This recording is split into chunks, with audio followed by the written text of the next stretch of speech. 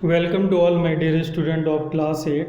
आज हम जो चैप्टर पढ़ने वाले हैं वो बहुत ही अच्छा चैप्टर है और महाराष्ट्र बुक का लास्ट टॉपिक है। ठीक है, तो इसका नाम है सर्किल। और इसके अंदर हम एरिया वगैरह सब ऑलरेडी हम एरिया में पढ़ चुके हैं। यहाँ हम सिर्फ कुछ प्रॉपर्टीज़ हैं कॉर्ड और आर्क की, वो हम पढ़ेंगे बस।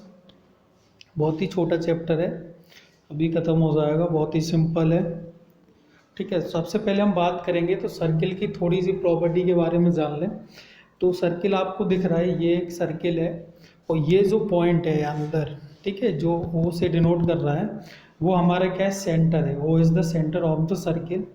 और ए ओ या फिर ओ बी या फिर ओ सी, अगर इनकी बात करेंगे तो ये सारी क्या है, रेडियस है, जिसको हम जनरली हम स्मॉल आर से डिनोट करते हैं। ठीक है, अगर मैं ए बी की बात करूँ तो ए बी, पी क्यू और आर एस तीनों क्या होंगे, कॉर्ड होंगे। इनको क्या बोलते हैं, हम कॉर्ड बोलते हैं। अगर सर्किल पे कोई भी दो पॉइंट को मिलाने वाली लाइन, ठीक है, जिसको हम हमेशा क्या बोलेंगे, कॉर्ड बोलेंगे। तो ये सारी क्या है, कॉर्ड है। ठीक है, पर मान लो कि कोई भी कॉर्ड जो सेंटर से पास होके जाए, मतलब ओ से पास होके जा रही है, तो उसको हम क्या बोलेंगे, उसको हम डायमीटर बोलेंगे। ठीक है, तो डायमीटर क्या होता है, सेंटर से पास होके जाएगी हमेशा। कोई भी कॉर्ड जो सेंटर से पास होके जा रही है उसको हम क्या बोलेंगे, डायमीटर बोलेंगे। और डायमीटर को जनरली हम डिनोट करते हैं स्मॉल डी से। कैसे डिनोट करते हैं, स्मॉल डी से। और ये क्या, डायमीटर जो होता है वो 2 टाइम्स ऑफ रेडियस होता है। क्या होता है, 2 टाइम्स ऑफ रेडियस होता है। ठीक है, अगर मान लो कि आर्क की बात कर रहे हैं तो आर्क की बात हम सिर्फ उससे करेंगे कि कोई भी एक कॉर्ड लेके करेंगे। ठीक है, तो कोई भी एक कॉर्ड जो होगी वो सर्किल को दो पार्ट में डिवाइड करेगी। जनरली नहीं इक्वल करे या कम ज़्यादा करे, तो हमेशा दो पार्ट में डिवाइड करेगी। बस हमें ये पता करना है। ठीक है, ये हमें पता होना चाहिए कि कोई भी एक कॉर्ड है, मान लो कि ये मेरा कोई सर्किल है, ये कॉर्ड है, तो ये दो पार्ट, एक पार्ट तो ये रहा, दूसरा पार्ट मेरा ये रहा। ठीक है, तो कोई भी जो आर्क यानी कॉर्ड है वो दो पार्ट में डिवाइड करेगी। तो जो दो पार्ट हमें बनेंगे तो उसको हम देखो ऐसे, ये वाला बोलेंगे, ये वाला एक मेजर पार्ट होगा, ये क्या होगा, एक माइनर पार्ट होगा। तो मतलब दो में डिवाइड करेगी तो एक मेजर पार्ट बनेगा और एक माइनर बनेगा।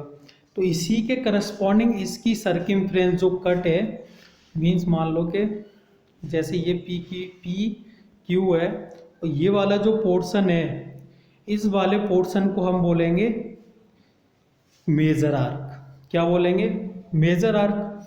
और इसको क्या बोलेंगे, minor arc.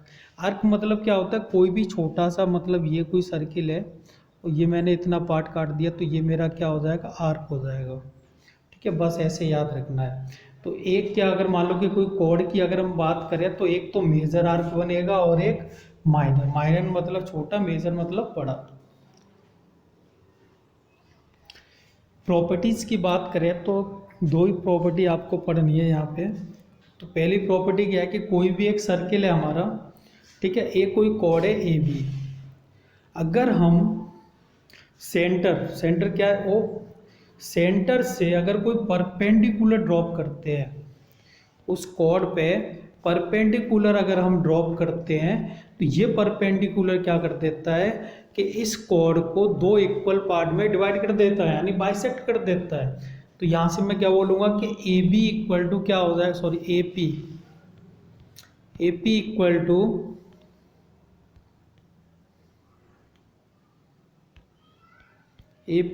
To P B.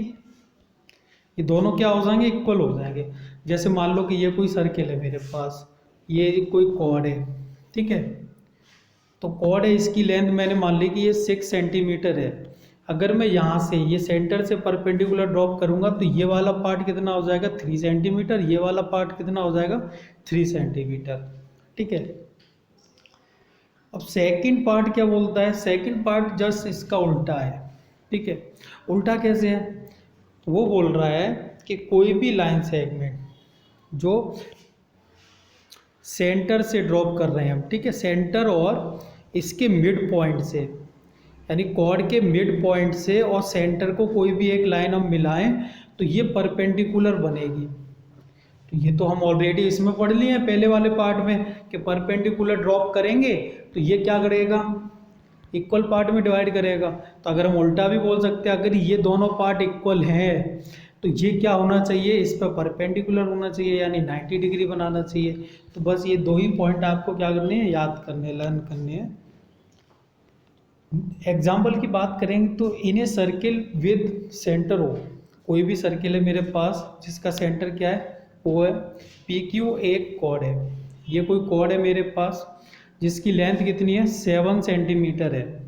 ओ ए क्या है, ओ ए परपेंडिकुलर पी क्यू, यानी इस पर 90 डिग्री बना रहा है।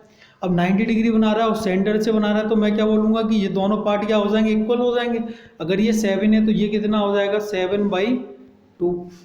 तो 7/2 कितना आ जाएगा, 3.5, और ये भी कितना हो जाएगा, 3.5। तो हमें क्या निकालना था, ए पी निकालना था। ए पी कितना आ जाएगा, 3.5, क्योंकि हमें पता है कि कोई भी कॉर्ड पे अगर सेंटर से हम परपेंडिकुलर ड्रॉप करते हैं तो वो उस कॉर्ड को क्या करता है, बाइसेक्ट करता है, यानी दो इक्वल पार्ट में डिवाइड करता है। नेक्स्ट एग्जांपल की बात करें तो radius of a circle with centre O, ठीक है, सेंटर क्या है, ओ है, और रेडियस जो है यानी ये हमारी क्या हो जाएगी, एक रेडियस हो जाएगी। तो ये हमें 10 सेंटीमीटर गिवन है। Find the length of the chord if the chord is at a 6 distance, ठीक है। तो यानी ये डिस्टेंस हमें गिवन है 6 और ये गिवन है हमें 10। अच्छे से ये हमें गिवन है 10 सेंटीमीटर और ये गिवन है हमें 6 सेंटीमीटर, ठीक है। अगर मैं इस ट्राइंगल की बात करूं तो ये ट्राइंगल क्या बन रहा है, एक राइट एंगल ट्राइंगल बन रहा है। अगर राइट एंगल ट्राइंगल बन रहा है तो मैं यहाँ से क्या बोल सकता हूँ कि मैं यहाँ पे पाइथागोरस थ्योरम लगा सकता हूँ। पाइथागोरस थ्योरम क्या होती है कि हाइपोटेनियस का स्क्वायर इक्वल टू परपेंडिकुलर का स्क्वायर प्लस बेस का स्क्वायर, ठीक है। तो ये मेरा परपेंडिकुलर तो 6 का स्क्वायर प्लस ये बेस है मेरा, तो लेंथ ऑफ पी वी का square equal to hypotenuse, hypotenuse कितना 10 का स्क्वायर। तो इसको मैं इधर लेते आऊँगा तो 100, यानी 10 का स्क्वायर कितना 100 माइनस 6 का स्क्वायर कितना 36, तो ये मिल जाएगा मुझे 64। तो यहाँ से अगर मैं देखूँ तो स्क्वायर रूट लेने पे ये तो मेरा क्या निकल के आया, लेंथ ऑफ पी वी का स्क्वायर निकल के आया। तो स्क्वायर रूट ले लो बोथ साइड में, तो ये कितना आ जाएगा 8। तो मतलब ये वाली जो साइड निकल के आई मेरी, वो कितनी निकल के आई मेरे पास, 8 सेंटीमीटर निकल के आ गई। अब ये जो पी वी निकल के आया है वो मेरा कितना निकल के आया, 8 सेंटीमीटर। मुझे तो ए बी निकालना है, ए बी निकालना है। पर अभी हमने जस्ट इससे पहले क्या एक थ्योरम पढ़ी थी ना कि अगर कोई कॉर्ड पे परपेंडिकुलर ड्रॉप करता है तो वो क्या करता है, बाइसेक्ट करता है, बाइसेक्ट करता है कॉर्ड को। तो मीन्स ये दोनों पार्ट क्या होंगे, इक्वल होंगे। तो ये अगर मेरा 8 है तो ये भी कितना होगा, 8 होगा। तो मैं ए बी कितना बोलूँगा, 8 + 8 यानी कितना हो जाएगा 16 सेंटीमीटर, जो कि मुझे फाइंड करना था। कॉन्ग्रुएंट आर्क की बात करते हैं, ठीक है। तो कॉन्ग्रुएंट आर्क तभी पहले तो आपको ये पता होना चाहिए कॉन्ग्रुएंस क्या होता है। कॉन्ग्रुएंस का मतलब होता है एक जैसा, एक सब कुछ एक जैसा होना चाहिए, सिमिलर होनी चाहिए, कोई कुछ भी अलग नहीं होना चाहिए उनके अंदर, ठीक है। तो आर्क के केस में क्या होगा कि दो आर्क हमारी तभी कॉन्ग्रुएंट होंगी जब ये दोनों आर्क हमारा सेम एंगल बनाए, ठीक है। तो मैं अगर मैं बोलूँ कि यहाँ पे एक कोई सर्किल है, ठीक है, ऐसे एक बन रहा है और एक ऐसे बन रहा है। अगर ये एंगल इसको मैं θ1 मान लेता हूँ, इसको θ2 मान लेता हूँ। अगर θ1 इक्वल टू θ2 हो जाए तो मैं क्या बोलूँगा, इसके करस्पॉन्डिंग ये वाली मान लो कि A1 आर्क है और ये B1 आर्क है। तो मैं बोलूँगा कि A1 arc equal to B1 arc. Arc को हम ऐसे भी डिनोट करते हैं, ठीक है ना, कैप लगा के। तो हमें सिंपल वे में पता होना चाहिए कि दो आर्क हमारी तभी इक्वल होंगी जब उनके करस्पॉन्डिंग एंगल जो बन रहा होगा सेंटर पे, वो दोनों एंगल क्या होने चाहिए, सेम होने चाहिए। फिर से सुनो, दो आर्क हमारी तभी कॉन्ग्रुएंट होंगी जब उनके corresponding angle at centre is equal, यानी उनके करस्पॉन्डिंग जो एंगल सेंटर पे बनेगा वो क्या होना चाहिए, इक्वल होने चाहिए, तभी ये दोनों आर्क क्या हो जाएंगी, इक्वल हो जाएंगी, अदरवाइज नहीं। अगर एंगल और आर्क दोनों ही इक्वल है तो उनके करस्पॉन्डिंग जो कॉर्ड बनी होगी वो भी क्या होगी, इक्वल होगी। ठीक है, तो देखो फिर अगर मैं यहाँ से बात करूँ, इस वाले डायग्राम की बात करूँ, तो ये एंगल θ1, ये दोनों एंगल क्या दिए हैं, इक्वल दिए हैं, ऐसा सपोज कर लो आप। तो मैं क्या लिखूँगा, एंगल को मैं ऐसे डिनोट करता हूँ m times of AOB। AOB मतलब ये वाला एंगल सेंटर पे, सेंटर क्या है मेरा O, ये किसके इक्वल होगा, m टाइम्स ऑफ ये m मतलब एक डिनोट करना है, ठीक है ना, मल्टीप्लाई वगैरह नहीं है, एंगल को डिनोट कर रहा है, आप लगाओ या मत लगाओ कोई भी दिक्कत नहीं है। ठीक है, अगर मैं इसके करस्पॉन्डिंग ये एंगल देखूँ तो क्या आ जाएगा, DOC, DOC। ठीक है, अगर ये दोनों इक्वल हैं तो मैं क्या बोल सकता हूँ, इसके करस्पॉन्डिंग ये जो बन रहा है, ये जो आर्क बन रही है, ठीक है, तो उसका एंगल भी क्या है, सेम है। तो मैं क्या बोल सकता हूँ, arc of AXB equal to क्या आ जाएगा, आर्क ऑफ C/D, C/D।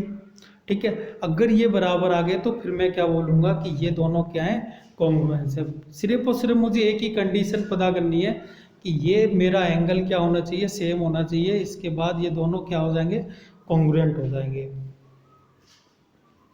ठीक है, नेक्स्ट एग्जांपल की बात करें तो diameter of PQ and RS, दो डायमीटर गिवन हमें PQ और RS with centre C, C से हमारा क्या है, सेंटर है, आर परपेंडिकुलर, ये क्या है, आपस में 90 डिग्री बना रहे हैं, तो हर जगह 90 डिग्री बनाएंगे। ठीक है, आगे देखो why arc PS and SQ, PS यानी ये वाली आर्क और SQ आर कॉन्ग्रुएंट, ये हमें बताना है। ठीक है, तो बहुत सिंपल है, देखो ध्यान से, मैं क्या बोलूँगा कि ये एंगल 90 डिग्री है तो ये एंगल भी कितना होगा, 90 डिग्री होगा। तो यहाँ से मैं बोल सकता हूँ कि angle of PCS equal to angle of SCQ। ठीक है, अगर ये एंगल इक्वल हो गए तो मैं क्या बोल सकता हूँ, arc of PS equal to arc of SQ। ठीक है, अगर ये दोनों इस एंगल के अकॉर्डिंग ये हमारा क्या हो जाएगा, इक्वल हो जाएगा, क्योंकि अगर एंगल इक्वल है तो हमारा आर्क भी क्या होगा, इक्वल होगा। तो यहाँ से अगर मैं बात करूँ तो यहाँ से क्या हो जाएगा, अब मैं लिख सकता हूँ arc of PS is congruence with arc of SQ। ठीक है, तो फर्स्ट वाला पार्ट हमारा क्या हो गया, प्रूफ हो गया, इतना वाला पार्ट। आप वीडियो पॉज कर सकते हैं और इसको सॉल्यूशन को आप नोट कर सकते हैं। ठीक है, अब नेक्स्ट वाला सॉल्यूशन देखो, वो क्या कह रहा है, write the other arc which are congruent to PS। हमें वो सारी आर्क लिखनी है जो हमारी PS के साथ क्या है, कॉन्ग्रुएंस है। ठीक है,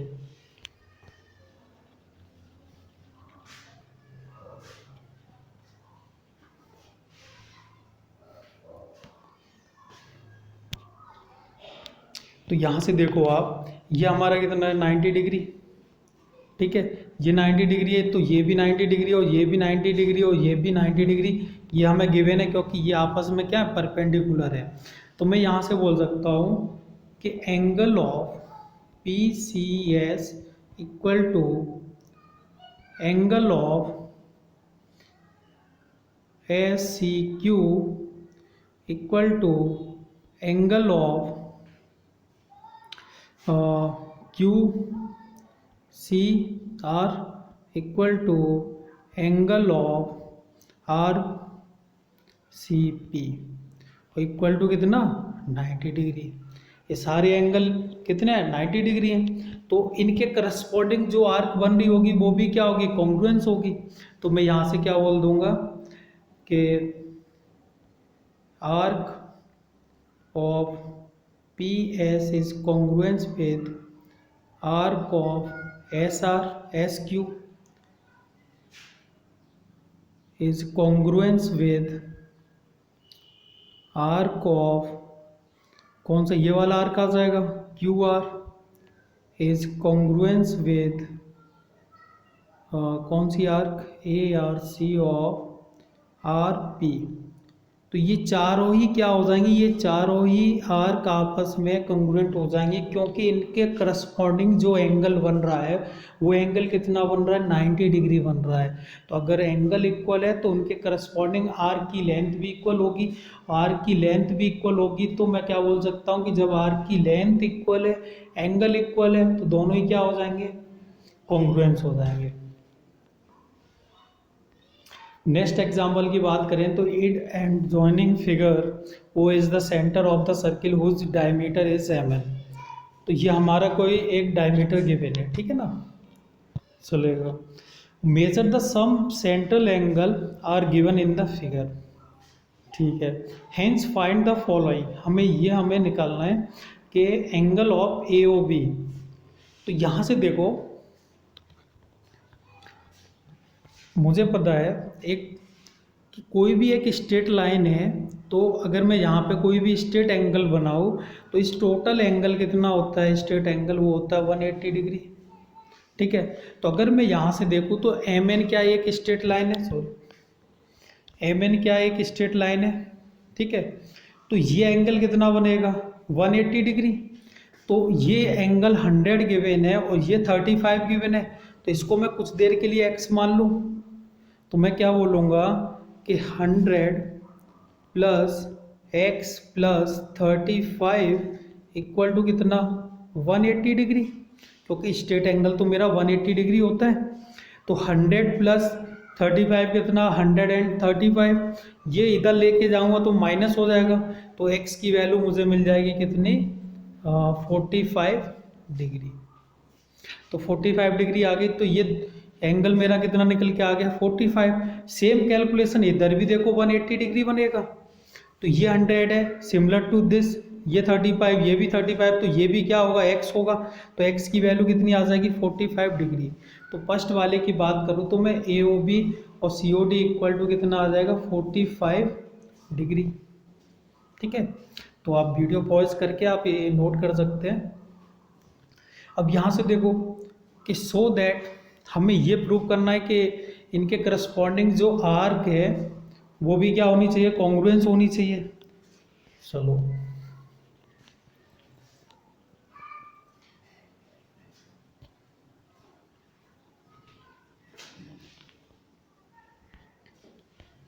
अगर मैं इसका डायग्राम ऐसे बनाऊं, देखो ये है और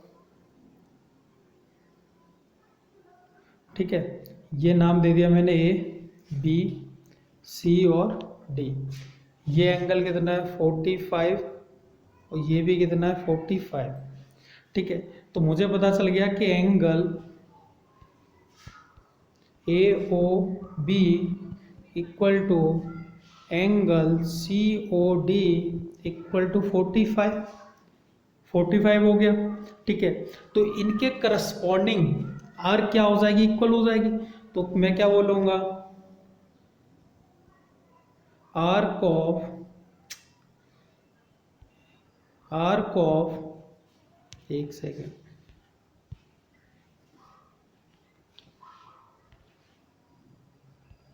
arc of AB equal to ARC यानी आर्क ऑफ CD।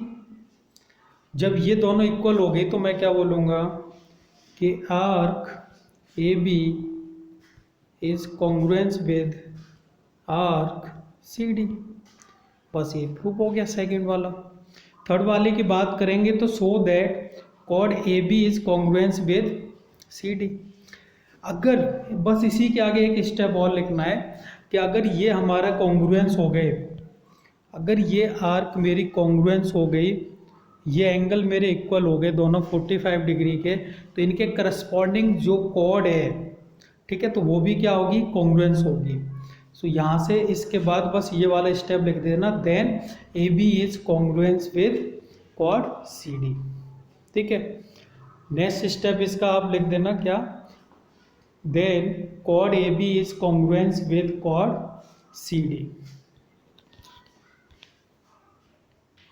तो ये आज आपका होमवर्क है, जैसे मैंने क्वेश्चन सॉल्व किए हैं आप ऐसे ही सॉल्व करें और मुझे आज ही सबमिट करें।